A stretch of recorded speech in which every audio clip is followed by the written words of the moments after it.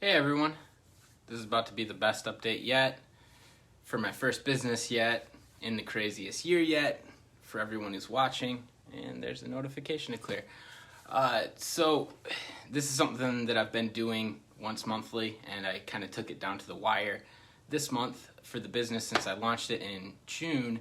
But what I wanted to do first, I've actually got a number of things I wanted to run through this time, and before I do that, I wanted to acknowledge this has been a tough year for a lot of people. A lot of people have experienced great loss and tragedy, be it death, sickness, financial loss, or even just social dysfunction from isolation with certain folk. I get it, it's tough. So I don't want to minimize that. I don't want to ignore your losses. I know this has been a tough year, and I don't want to gloat in the face of them. Everything that I'm sharing tonight is going to be just a sincere expression of gratitude for the people who helped get me through my 32nd year and this business through its first. So from the top, I'm going to go through some thank yous. I'm going to give you some end of the year numbers that I thought were just fairly interesting and fun to share. Some things that I think I did well, some things that I don't think I did well, some things that I learned, some goals and ideas I have for 2021 in this business, maybe a little bit personally, but also just for the business generally. And lastly, I wanted to save for the end, just since I've worked in media and I talk a lot about media, some media recommendations that got me through 2020. All things that are actually just really awesome learning things that I ran into and really helped enrich my life and powered me through these times. So, and honestly, even were in large part effective in helping create and run this business. So anyways, from the top here, my thank yous. Because no business, I can't sell to myself. I can't even do most of the work myself. I'm not going to go manufacturing corrugated plastic or polyurethane sheets. I'm not mixing up ink solvents. I mean, this business is obviously it's an orchestra. It takes a lot of people, and I wanted to quickly mention people that really this business wouldn't exist without in this year. After over 6 months of operation, thankfully it looks like an outlook that's going to take us well into 2021 and beyond. So in no particular order, and none of these people asked to be named, so I shortened some names just because.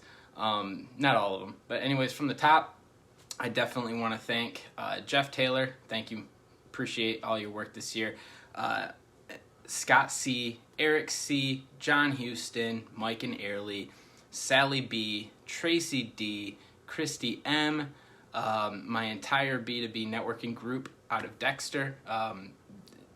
For the years that I've worked with them, they really made this whole launch possible, just things that I've learned and some of the individuals that I was able to work with out of there. I'll shout out also the CPA in that group, Angie Finch. She's phenomenal, and she's helped me, and I've learned a lot from her too. So anyways, and lastly, Leah Askew. I appreciate her a lot. Gonna go enjoy the new year after this together. So thank you everyone for making 2020 a bearable year for me. I am very blessed and very fortunate that I'm here, I'm healthy. There was, some loss fairly close to home, but not so much for me, just for other members of my family. But anyways, not trying to drag this on 20 minutes. Some end of year stuff that I thought was pretty interesting. I billed 22 entities this year. Not a ton, but one guy, 6 months, that's pretty good. That's actually more weeks than I was in operation, so 22 different billed entities is pretty cool. One thing that I realized that I kind of want to measure the success of my business by year to year that I pulled together this time is the amount of money that I was able to invest, or basically the amount of money my business spends, but the amount of money that I'm able to reinvest into the local economy and other businesses and services around me. So this year, again, since my mid-year launch, I was able to spend nearly $14,000 with other businesses and on costs of goods sold and buying and investing things close to this business. I was able to pay a friend over $900 for just some occasional services rendered to me. I also built and operate including one that was done before the year, 8 websites now, and 3 of them are mine. On one of those sites, signsforprogress.com, it's one that I created to kind of get my foot in a little wet with e-commerce. This year I've fulfilled 94 political sign orders for 147 signs. And if you go to that website, you'll see that it's again more of a learning site. It's not meant to ever pay my bills so much. So one of the major features of it is that 10% of sale goes to a specific cause each month. So thanks to the sales on that website, I've been able to donate over $330 to various organizations this year. So thank you to everybody that's gone there.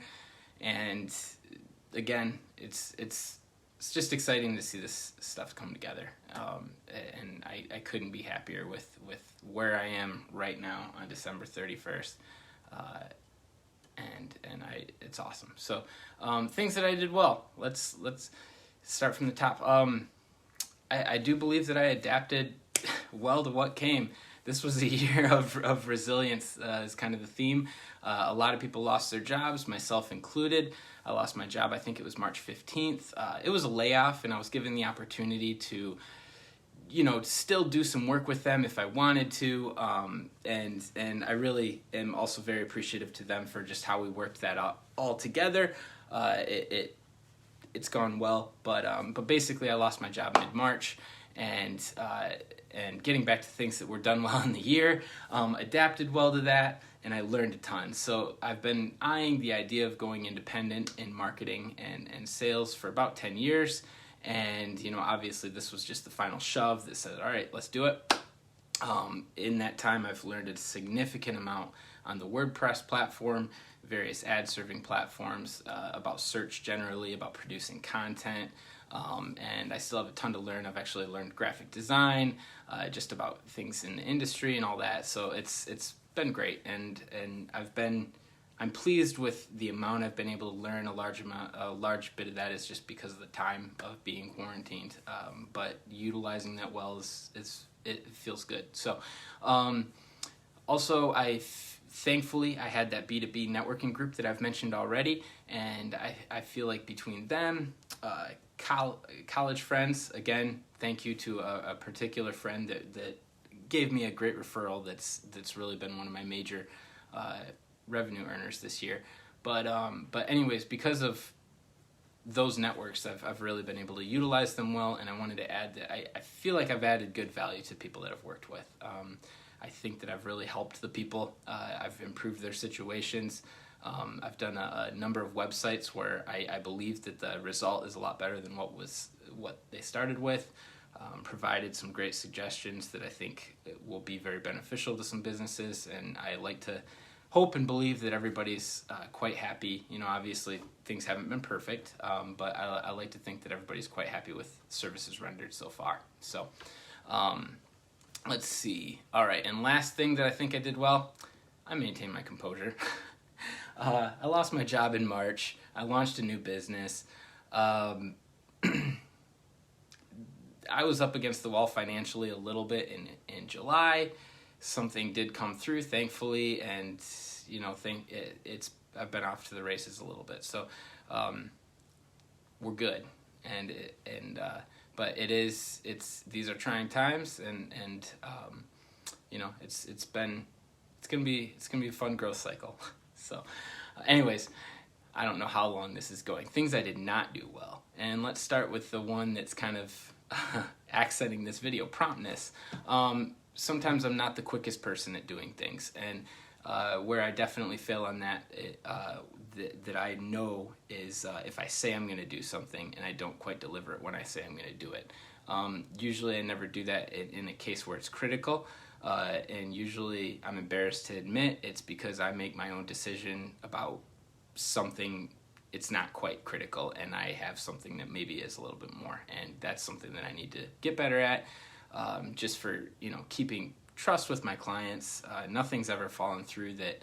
Again, I'll use the term critical, but it's always a subjective term. When you say you're going to do things, you should have them done, and that's something that I've tended to flex, so that's going to be improved on in 2021. Another thing, follow through on things that aren't. I mean, honestly, I've part of it is you get things that land in your lap and you run with what you have.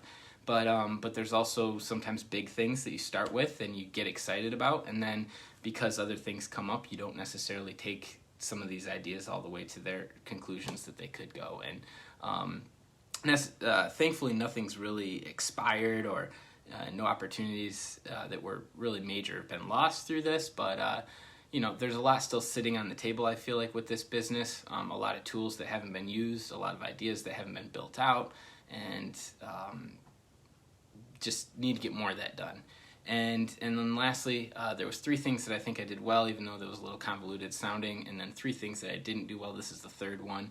I had a personal failing as a big brother. As a volunteer, there's an organization that I am a mentor in for 3 years, and this year we're not done, but if my guy sees this, sorry, bud. Let's get together more next year. Between a pandemic, I know we can play video games and stuff, but anyways, that's one area that I could have done better, and I look forward to doing better next year. So on to things that I learned. Time is the most important thing, and when you're running a business and trying to fulfill other social obligations, you really have to make hard decisions, and so I just want to waste less time.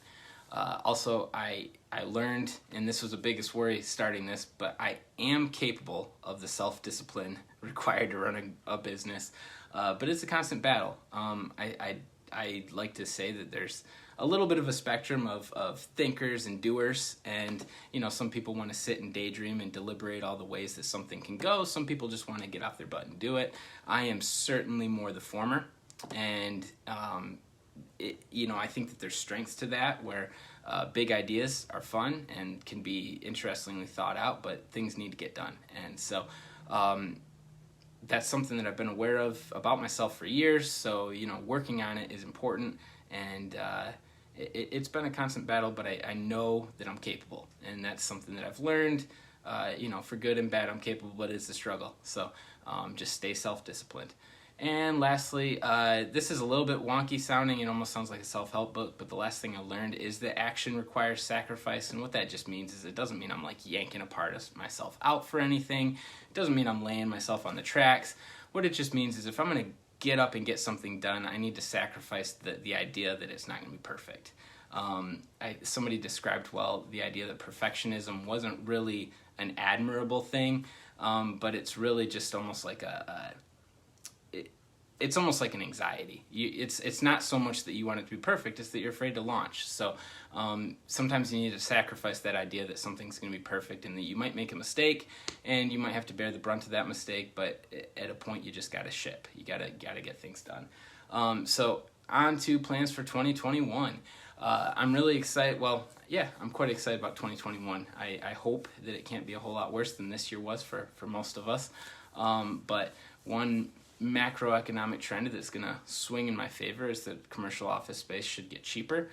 And I think I'm in a position now where, especially once I get past 2020 taxes, which I have kind of piled up ready for, I'll figure out a budget as far as what I can get in office space, but I want something that I can ship to, maybe that I can meet clients at, where I can have a nice big whiteboard and studio, and maybe even a machine or two when it comes down to it. So that, potentially also other plans for 2021, maybe either intern or part-time employee, kind of looking at different ideas as far as sales. I have ideas that I'm not going to necessarily expound upon. And I'm actually looking at the screen to prompt. But anyways, lastly, for 2021, I'm actually going to swing to kind of a content production focus, and this is something that I'm really excited about. I'm going to keep doing the work in the business here that's paying the bills, basically providing marketing solutions for clients. But I have an interesting program that I'm really excited about, that I've gotten into, that's going to help me produce some content on some other channels, and I'll share more of that after it's up and running and something worth sharing. So, but that's an exciting thing for me for next year. And then lastly, some recommendations that got me through the year. Most of them are professionally oriented, although they do get a little bit into personal, because I think it's important for who you are to be expressed in your work and vice versa. But anyways, I've got 2 newsletters that I've come around to deciding I need to read daily, 2 podcasts that have just added value in my life in a couple different ways, and 4 YouTube channels. So these are, again, my recommendations that got me through 2020, and things that if you're looking especially to power through 2021, maybe even certain types of learning or improvement, that I would highly recommend. So first, 2 newsletters. One is pretty trendy, and I see it marketed, I think, on a lot of podcasts and stuff, and it's called The Morning Brew. And it's just a newsletter that runs down things in the market, but also related to the news and global news, and how it all comes together, and some of the trends that they think are hitting, and who's buying what, and all of that. And it's a pretty solid rundown. It's apolitical, and it's largely just oriented on global, or at least national finance and business. Next is the New York Times Daily. Honestly, that is just a beautifully written daily newsletter. It's really concise. It jams a lot of information. It's a little bit like the Morning Brew, and sometimes I get duplicative stories, between the two, but it dives a little bit deeper into culture and cultural trends. And I think for anybody involved in business and working with the public, it's a great way to scan the day-to-day of what's going on. So those are my 2 newsletters that I would recommend, the Morning Brew and the New York Times Daily. 2 podcasts, and these are random. There's a million great podcasts that people could listen to. I'm not going to claim that these are the best podcasts. I listen to others even more sometimes. But I've realized Robin Hood has an amazing podcast. Robin Hood Snacks podcast. It's well written. Guys are really sharp. It's snappy. It's fun. It's about 20 minutes long, and they upload one every day. It could be a good stand-in for that Morning Brew newsletter that I did mention. But honestly, it's a great way to kind of get a good dose of important things moving in the global market, or just honestly, you don't have to be invested in stocks for this stuff to be important. Just things that are going to affect your daily life, but that are happening at really high levels. So next, this is the only recommendation here that has a major political bias, and it's called Behind the Bastards. But it's honestly one of the most interesting things I've ever found. It's a bunch of deep dives on who the host perceives as some of society's worst people, history's worst people. I'm not going to fill in the names. Some of them are quite obvious, some of them less obvious, and it's really been an interesting just case in empathy and just learning more about how people tick.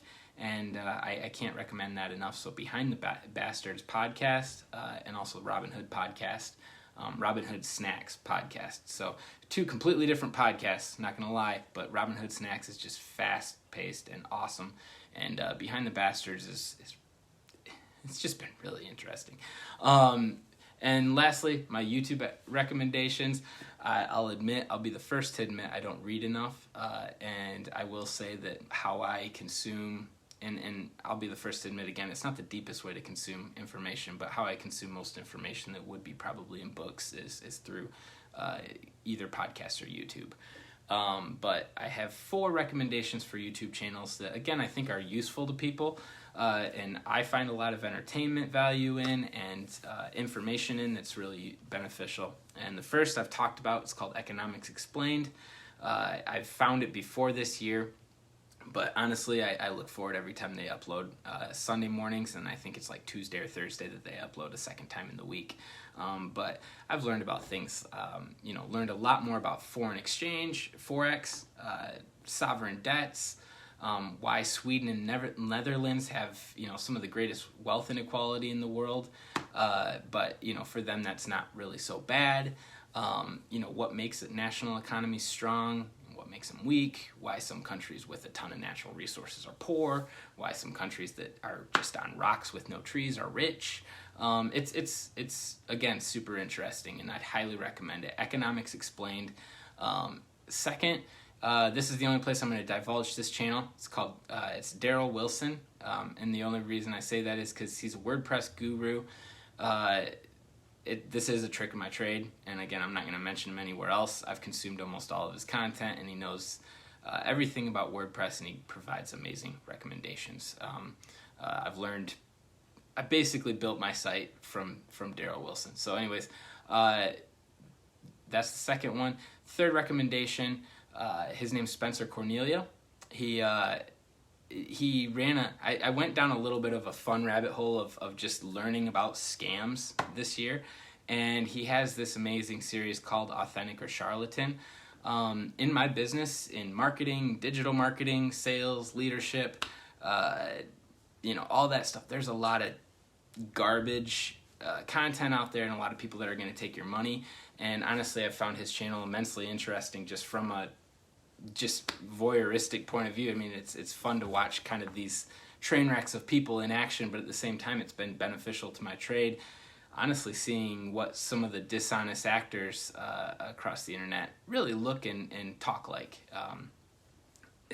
Very interesting. So Spencer Cornelia, and then I'll say another thing that he dives deeper into, real estate investing, and he talks a lot about athletes and what they do with their money in a way that I think any random person can find value in. So he was my third recommendation. Again, Spencer Cornelia, can't talk. Last recommendation here, meet Kevin. Guy's a machine. I've seen suddenly people clipping like screenshots of him covering stimulus bills. He's been uploading like 3 times a day. The guy got big on YouTube because he's a really sharp, snappy real estate agent who turned real estate investor. And suddenly, he's really killing. He's just a very interesting character. So I'd highly recommend Meet Kevin. And again, from the top, my 2 newsletters, The Morning Brew, New York Times Daily, 2 podcasts, Robin Hood Snacks, Behind the Bastards, 4 YouTube channels, Economics Explained, Daryl Wilson, Spencer Cornelia, and Meet Kevin. And I went on way too long, but I knew it was going to be long, and I've got somebody waiting for me. So everyone have an amazingly safe New Year. Thank you so much for this, and let's see, this was probably like a 20-minute video. All right, cheers.